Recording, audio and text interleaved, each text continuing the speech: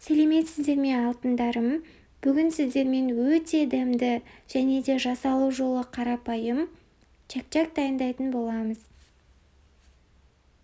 Ол үшін қажетті заттар: жұмыртқа, тұз, сода және де ұн. Ең алдымен чак-чагымыздың тестасын дайындап аламыз.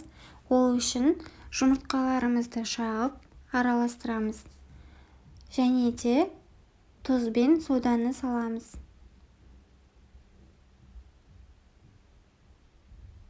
Ал сонан соң ұнымызды қосып, қамыр етіп илеп аламыз.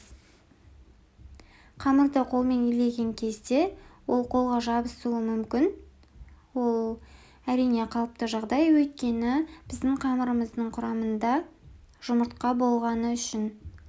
Қамырымызды орташа жұмсақтықта илеп аламыз. Ол қатты немесе жұмсақ болып қалмауы тиіс.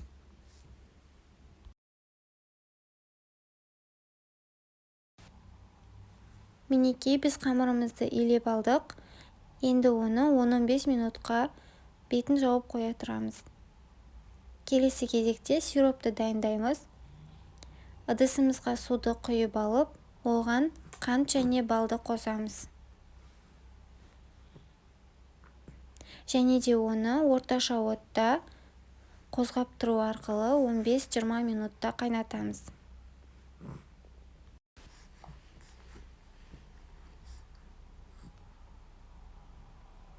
Сиропты қайнатып дайындап алдық, және де ол осындай сұйықтықта болып шығады.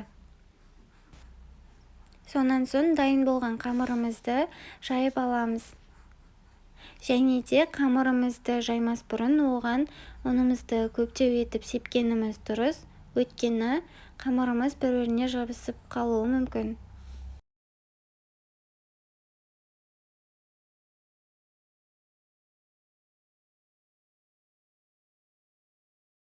Қамырды жайып алдым, және ол осындай жұқалықта болып шығады. Келесі кезекте мен қамырды оқтауға орап, дәл кеспе тәрізді етіп кесетін боламын. Сонымен қатар оқтауға орамай-ақ жай ғана жайып алып та кессеңіздер болады.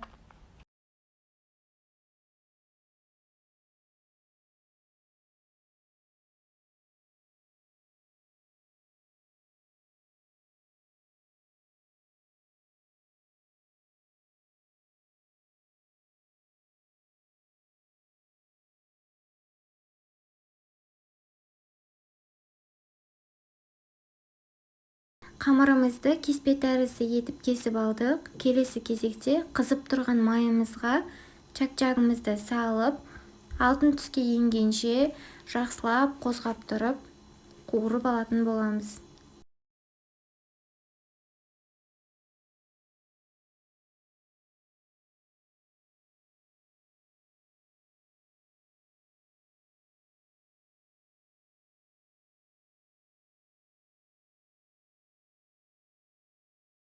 Чак-чактарды қуырып алдық. Енді оған мейіз қосамын. Мейіз әрине міндетті емес, қоссаңыздар да, қоспасаңыздар да болады. Сонан соң біз чак-чакқа дайындап алған сиропымызды қосып араластырамыз. Және де оны формаға саламыз. Мен осындай 16 диаметрлі форма қолдандым. Бұл формада біздің чак-чагымыз өте әдемі әрі алынуы тез болады. Сіздер басқа форма қолдансаңыздар да болады. Чак-чагымызды ыдысымызға, яғни формамызға салып болғаннан соң, оның үстін жақсылап басып шығамыз. Өйткені біздің чак-чагымыз бір-біріне жабысуы қажет.